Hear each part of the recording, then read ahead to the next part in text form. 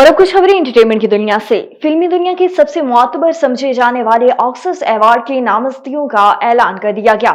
Netflix की हिस्पानवी जबान की फिल्म इमेलिया फेरेज ने ऑस्कर्स की सबसे ज्यादा 13 नामजदगियां, जबकि फिल्म द ब्रॉटलिस्ट एंड विकेट ने 10 नामजदगियां हासिल की। तीनों फिल्में ऑस्कर अवार्ड में बेहतरीन फिल्म का टाइटल जीतने के लिए मुकाबला करेंगी। बेहतरीन अदाकारा के अवार्ड के लिए इमेलिया पेरेस की स्टार कार ला सोफिया को भी नामजद किया गया, जबकि अदाकारा डेमी मोर ने 4 दहाइयों के करियर में पहली बार ऑस्कर नामजदगी हासिल की है।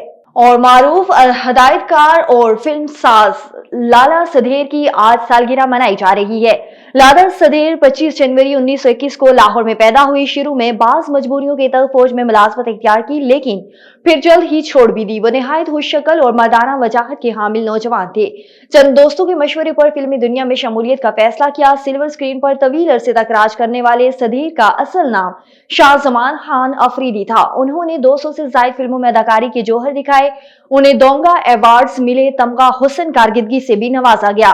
लाला सदेर ने मुंबई में बनने वाली फिल्म फर्ज से फिल्मी कैरियर का आगाज किया। पाकिस्तान में उनकी पहली फिल्म हजकोले थी, जिसे दाऊद चांद ने डायरेक्ट किया था। रिलीज के एतबार से ये दूसरी फिल्म थी जिसका एक गीत में प्यार का दिया जलाता हूं तो चुपके चुपके आ जाता, जिसे अली बख्श जहूर ने गाया था और मास्टर अनायत हुसैन ने कंपोज किया था।